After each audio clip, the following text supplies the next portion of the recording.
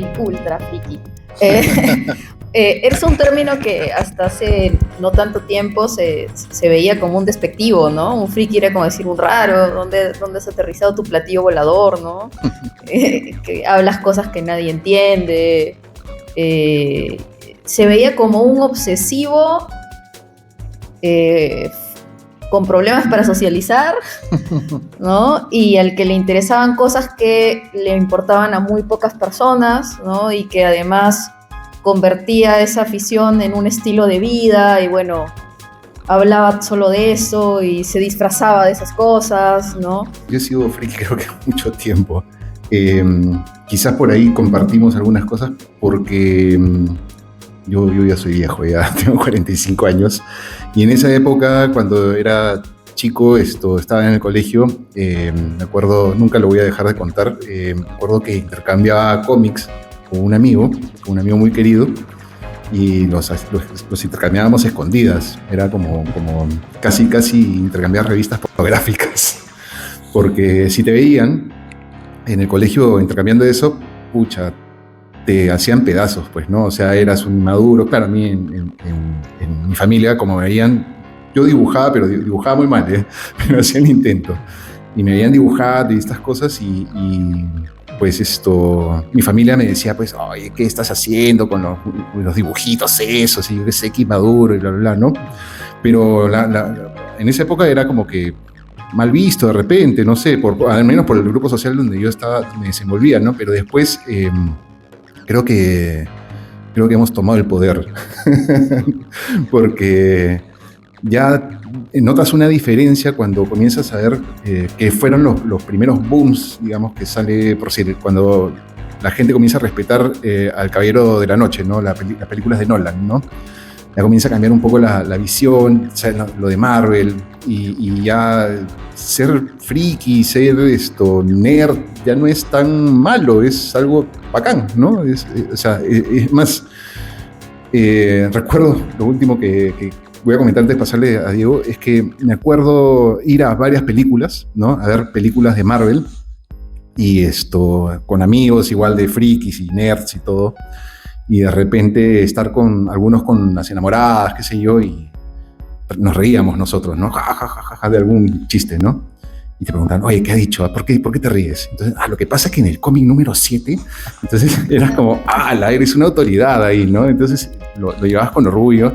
Y ahora, bueno, terminaba por decir una película, no sé, Avengers, y decían, uy, no. Entonces te decían, ¿pero por qué te emocionas? Porque es Thanos. ¿Y quién es Thanos? Te decían, ¿no? Y ahora todo el mundo sabe quién es Thanos, porque es chévere, porque es cool, y porque todo el mundo sabe que un chasquido, pues, destruyó a un montón de gente, ¿no? Entonces, creo que ha cambiado mucho esa visión, ¿no? Le gusta de una manera inusual todo este mundillo de cómics, películas, animación, ¿no? Y bueno, ahí yo creo que me encuentro desde que tengo, creo que uso de razón. Siempre he estado pendiente de las noticias de las películas de superhéroes, de las películas, no sé, como ha mencionado Alex Tiel, de Harry Potter, ¿no? De todas estas de distopía, ¿no? O sea, conocer cada dato y todo ello. Y aparte, las producciones que salían, pues me gustaba mucho dibujarlas y las iba perfeccionando, ¿no? En cuanto a imitar, digamos, a personajes como Goku, ¿no? De Dragon Ball, Caballero del Zodiaco. Y era el chico en el colegio al que le pedían, ¿no? Dibújame a Goku, te pago 10 soles, ¿no? Claro. Y ya, ¿no? O sea, era mi forma de ser friki, creo yo.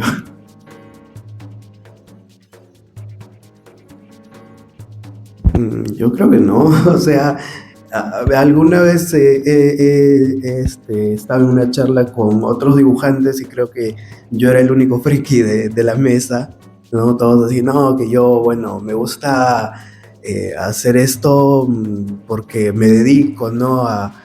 Digamos, a trabajar para no sé,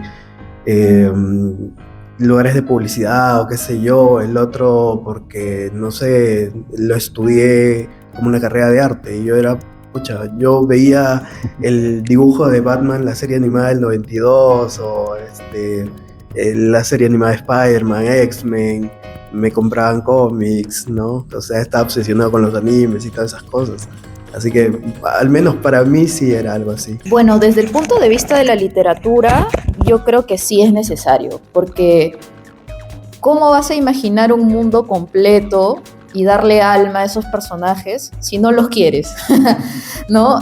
¿Cuáles son tus fuentes de inspiración? ¿No? Yo no soy escritora de ciencia ficción y fantasía de manera gratuita, sino que he leído mucho de este género, ¿no? He leído a George Orwell, a Huxley, he leído a Margaret Atwood, ¿no? He visto Ghost in the Shell, Akira, Evangelion, ¿no? Buenos Entonces, gustos. claro, o sea, entonces no, creo que uno no puede dedicarse a algo que no ama, ¿no? Que no le gusta. Bueno, tal vez en el caso de los dibujantes se enamoran del hecho de dibujar, ¿no? Pero creo que para poder elaborar una historia tienes que sentir conexión, empatía con ese tipo de relato, ¿no?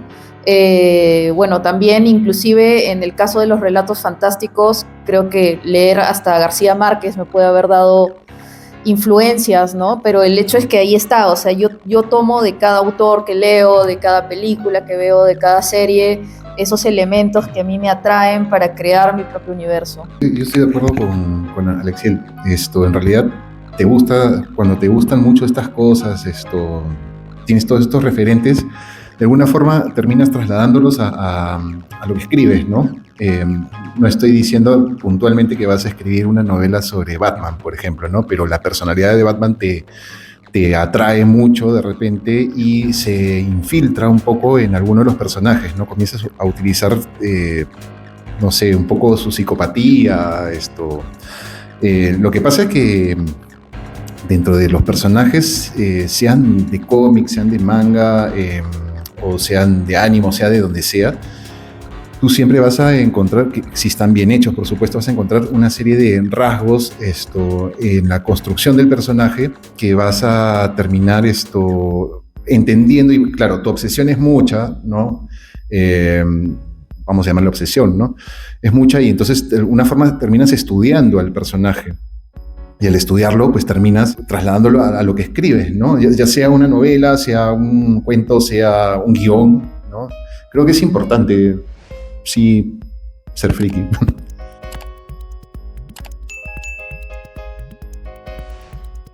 En el caso digamos, de todo esto friki, yo me acuerdo, haciendo muchas memorias hoy día, en el año, no sé, me invento, 88, estar en un Monterrey, que no existe la cadena, y encontrar un cómic Novaro, creo, Novaro, debe ser Novaro, de Superman, el número 1 de Superman, cuando recién pues llega a la Tierra y toda la historia, ¿no? Y bueno, atesoré mucho ese cómic chiquitito, y de ahí, bueno, se conseguían muy pocos cómics cuando era chico, ¿no? Los buscaba. Y quizás el momento donde vuelvo es cuando ocurre pues la muerte de Superman, ¿no? Ahí ya me comencé a empapar de nuevo del tema del cómic, todo eso. Creo que ese es otro momento. Y otro momento, me volví muy fanático del Cuervo, por ejemplo, ¿no? Muy, muy fanático del Cuervo por la película. La película tranquilamente la he visto unas 300 veces. Me sé diálogos de la película, sé cuándo va a suceder tal o cual cosa. Esas 300 veces no son suficientes. Sí, no son suficientes. Y cuando vino James O'Barr me hicieron un regalo y fui a ver la proyección del Cuervo y vi a James O'Barr, me firmó algo James O'Barr, pero no fue suficiente tampoco. Pero sí, creo que esos son momentos muy, muy puntuales. Para mí, en ese sentido, ¿no?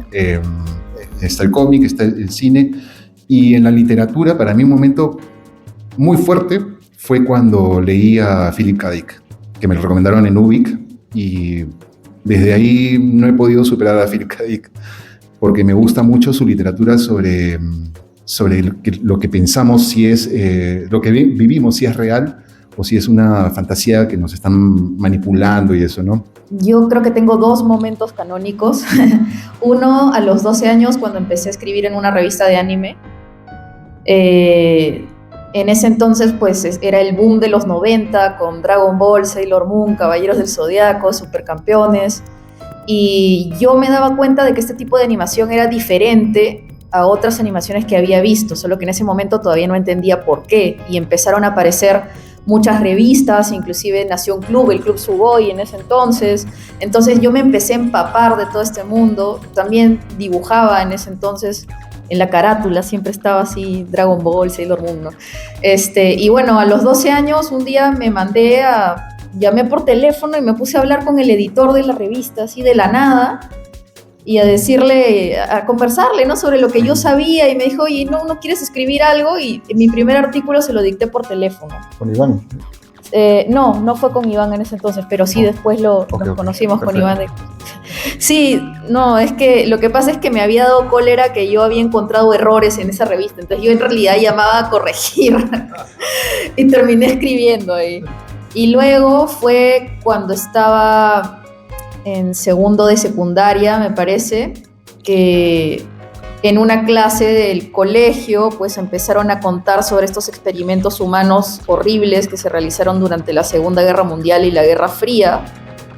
Y pues yo dije, ¿qué es esto? Esto yo lo he visto que en Evangelion, lo he visto, no sé, parece Blade Runner, Matrix, una cosa rara, ¿no? Así, entonces mi cabeza voló y ahí surge el primer borrador de Crónica del Nuevo Génesis, de hecho, ¿no? Mis primeros borradores fueron cuando yo tenía 14 años y los escribía en las clases aburridas del colegio, ¿no? Creo que ese fue un momento muy, muy importante, ¿no? Y si bien en ese momento la historia me quedaba demasiado grande porque yo no había escrito tanto, no había leído tanto, no tenía tantos referentes, no sabía cómo controlar un universo tan grande, pues el proyecto quedó ahí y años después lo pude retomar y ahora es una saga. Yo recuerdo 2 eventos canónicos, como dicen. El primero podría ser cuando comenzaron a salir los cómics de Marvel de Perú 21, ya que si bien yo los veía cada vez que salía a la calle, ahí en los kioscos, pero creo que mi papá me compró uno. Y a partir de ese uno, pues comencé a coleccionar y a su vez retomar todo lo que era la lectura de cómics, que bueno, de niño yo lo hacía de una manera muy informal, ¿no? O sea, me compraba una revista, no sé, digamos el número 5 de Doom Patrol, y de ahí yo volví a ver otro Doom Patrol número 20 y tantos, ¿no? Pero con lo de Perú 21 comencé a coleccionar, apreciaba el arte de cada artista, ¿no? Y bueno, como que me adentré más en todo ese mundillo de los cómics.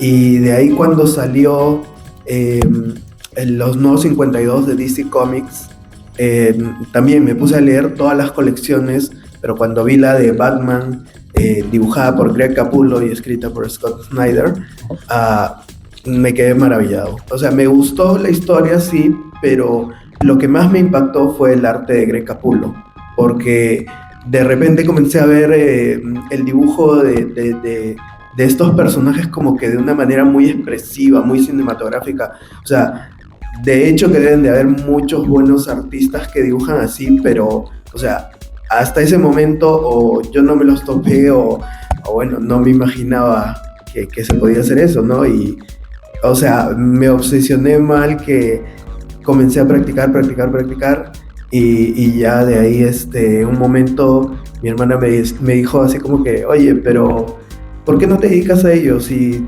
tu trabajo, pues, es parecido a lo de ellos. Y yo, como que sí, ¿no? Así que, bueno, creo que eso fue uno de los momentos que me definieron.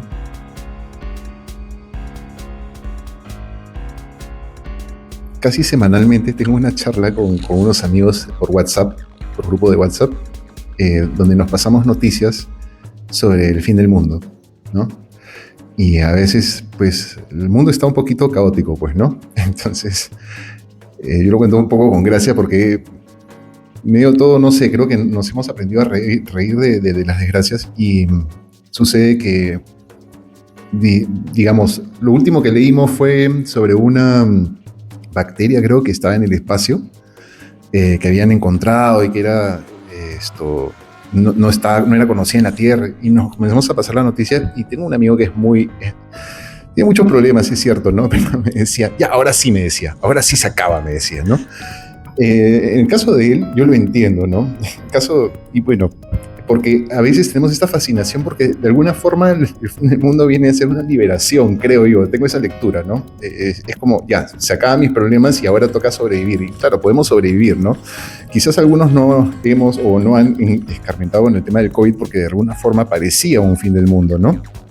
Pero sí creo que lo que pasa es que creo que hay nuevos planteamientos de las reglas, o habrían nuevos planteamientos de las reglas cuando hay un fin del mundo. Y es verdad lo que dices, ¿no? Hay una fascinación, hay una búsqueda siempre por el fin del mundo. Cuando he conversado del tema con mi mamá, obviamente que es mucho mayor que yo, me dice pues que ha escuchado sobre el fin del mundo millones de veces. Honestamente es fascinante el tema, pero creo que también llega un poco, a mí al menos ya me parece hasta un poco gracioso. Creo que el fin del mundo no se va a anunciar, ¿no? O sea, no estamos en Buffy la cazavampiros que vamos a pasar 58 fines del mundo, ¿no? O sea, ya es demasiado. Creo que el mundo se puede acabar ahorita y no nos vamos a enterar. Simplemente, pum, se apagó, como quien apaga la televisión y ya está. Creo que va a ser menos espectacular de lo que pensamos, pero es una buena fuente de imaginación, ¿no? Para imaginar, ¿no? Imaginarnos escenarios, ¿no? Por algo deben existir también las películas de catástrofe, ¿no? Sci-Fi se ha hecho millonario, creo, con todas las películas de catástrofe, ¿no? Emmerich también. ¿Cómo? Roland Emmerich. ¿Cuál? Roland Emmerich. Ah, Roland, claro. Hay que explotar todo, ¿no? Siempre. Yo creo que este tema de hablar del fin del mundo tiene que ver también con que el ser humano la para fregando, pues, ¿no? O sea, a ver, durante la Guerra Fría, con un botón se acababa el mundo, ¿no?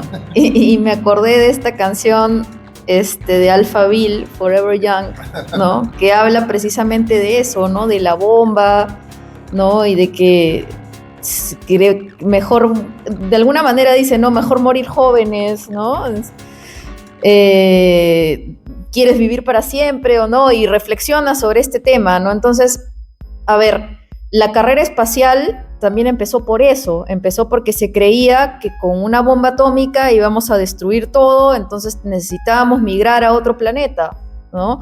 Y quien llega a poner su banderita primero, ese iba a colonizar primero y ese sistema político se iba a imponer, ¿no? Entonces, creo que tiene que ver con esta tendencia a repetir los errores, ¿no? Yo me acuerdo, yo soy profesora en la universidad, también enseño storytelling y narrativa audiovisual, y cuando pasó esto del COVID, mis alumnos escribían un montón de historias distópicas sobre virus, ¿no? Y ahora, ¿cuál va a ser la tendencia? Según yo, ¿no? Fin del mundo por inteligencia artificial, ¿no? Porque es lo que estamos viendo, ¿no? A ver, ¿hasta dónde? ¿Cuál es el límite, no? Nosotros siempre estamos jugando a estirar la cuerda, ¿no? Entonces, sí, pero creo que por ahí va no, y creo que no han visto suficiente, porque si no estaríamos mandándole saludos a ChatGPT, ¿no? Sí, bueno, eso es lo que creo. Al menos en el mundo de los cómics, las historietas, es interesante ver cómo los personajes a los que nosotros conocemos, como puede ser Batman, Superman, Spider-Man, ¿no? Pueden reaccionar a este cambio de paradigma, ¿no? Ahí tenemos, por ejemplo, el cómic de Old Man Logan, ¿no? Donde muchos héroes han muerto, y los que han sobrevivido pues ya no son como antes. Sí, o sea, creo que ese giro que se le da puede resultar muy interesante.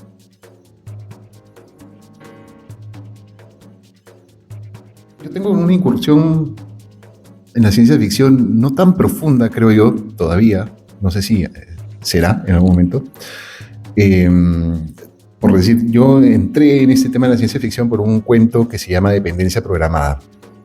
Este cuento, bueno, estuvo primero en una antología que se llama Yactamasi y después ha sido publicado ya en un libro Quipapacha y después ya ha pasado a ser publicado en Italia y ha tenido ya un recorrido, ya el cuento, perdón. Que justamente trata sobre el fin de una pandemia, ¿no? Es como la pandemia del COVID, que terminó hace, digamos que en la historia ha terminado muchos años después, y que las personas viven haciendo teletrabajo, ¿no? Hay gente que ha nacido en la misma pandemia y que solamente conoce el teletrabajo y viven en unas casas oficinas. Están sentados todo el día y justamente se encuentra la solución para esta pandemia, ¿no? Y este personaje no quiere salir. Pero todo eso está dominado, gobernado por una inteligencia artificial que justamente monitorea todos sus temas de salud y lo tienen controlado justamente por el tema de la salud, ¿no? Esa es una de las historias que he hecho. Después hay otra historia que tengo que es vamos a decir, un motion comic, puede ser. Otra vez hay una pandemia. Un tipo que ha fallecido su esposa, ha muerto, recuerdo, creo que todas las mujeres del mundo, y están buscando clonar, ¿no? Buscando clonar y todo esto. Y él, como muere su esposa, busca clonar a su esposa, ¿no? Y de ahí el clon pues tiene algunas, digamos, dudas de su identidad y bueno, se pone por ahí un poco complicado y turbio, ¿no? Entonces, un poco ese es el tema que a mí me mueve en cuanto a lo que es la ciencia ficción, el tema de la distopía, de la dominación, de qué cosas somos capaces de hacer, porque a veces con el propósito de buscar ser felices, terminamos haciendo desastres, para otros, ¿no? O sea, en realidad siempre he pensado esto, ¿no? Nosotros creo que todos somos de alguna manera el villano de alguien, ¿no? Siempre. Nosotros nos sentimos obviamente nuestros propios héroes, pero hay alguien que no nos quiere y que va a pensar que somos sus villanos. ¿Y por qué? Porque justamente hacemos a veces cosas que consideramos que están bien, pero no están del todo bien para todos, ¿no? Sobre todo cuando votamos. Yo siempre he tenido fascinación por los mundos asombrosos, ¿no? Pero creo que lo que me gusta en particular de la ciencia ficción es que los mundos que plantea podrían ocurrir. Tal vez antes, tal vez después, pero podrían ocurrir, ¿no? Tiene esta facultad especulativa. Y algo que yo hago bastante para escribir ciencia ficción es mirar al pasado a ver en qué le hemos fregado antes para ver cómo la podemos llevar más allá esta vez, ¿no? Muchas cosas. Sí, ¿no? Y de hecho, eso es lo que he plasmado en mi saga Guerras del Nuevo Génesis, ¿no? Yo me he inspirado precisamente en estos... me puse a ver muchos documentales, a leer mucha información, a investigar sobre los experimentos humanos reales que se dieron durante la Guerra Fría, la Segunda Guerra Mundial, las guerras sino-japonesas también. Y en eso me inspiré, ¿no? Este es un mundo en el cual hay unas organizaciones que están por encima de los estados-nación y que realizan experimentos humanos de manera clandestina para crear armas biológicas, ¿no? Y la protagonista de la saga es una joven que descubre que la organización donde trabaja su padre ha experimentado con ella, entonces decide escapar junto a su hermano menor, y en estas historias distópicas siempre hay un bando rebelde, entonces termina siendo secuestrada por el bando rebelde y por diferentes motivos termina uniéndose a ellos, ¿no? Eso es un poco de lo que va Guerras del Nuevo Génesis. Yo actualmente me encuentro trabajando en la Justice Society of America. Es el relanzamiento del All In de DC Comics. Se podría decir que es una nueva historia, una continuación de lo que ha sido el run de Geoff Johns, donde pues vemos... bueno, ese es el segundo cómic de Flash, de Jay Garrick, que estuve dibujando con Jeremy Adams. Fue después de un cómic llamado The New Golden Age, que iba a lanzar el Justice Society of America de Geoff Johns, que bueno, fue lo que después me llevó a trabajar ahora con Jeff Lemire.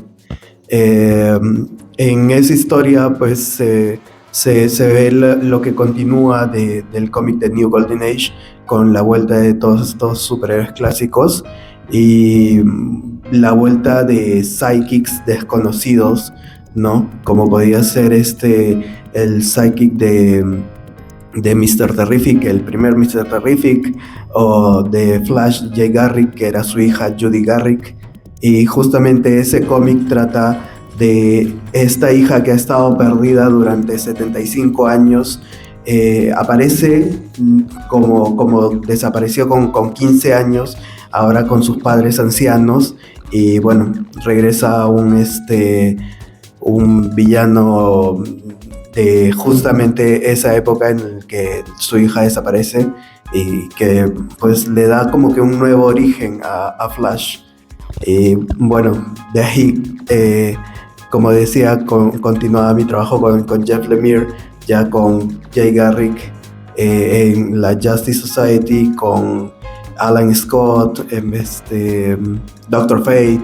También he trabajado Aquaman The Becoming, que bueno, quiere hacer como un homenaje a lo que fue el relanzamiento de Aquaman de los Nuevos 52.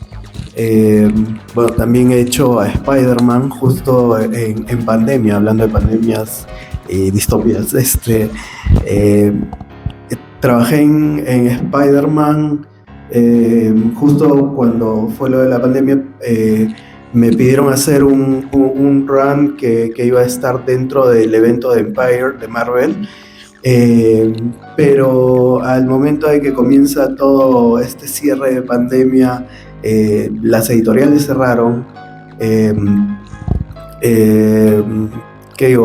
Todo se puso en pausa, y de ahí anunciaron de que solamente unos títulos de Empire iban a salir a la venta, y algunos pues nunca iban a ver la luz, y era como que, oh pucha, yo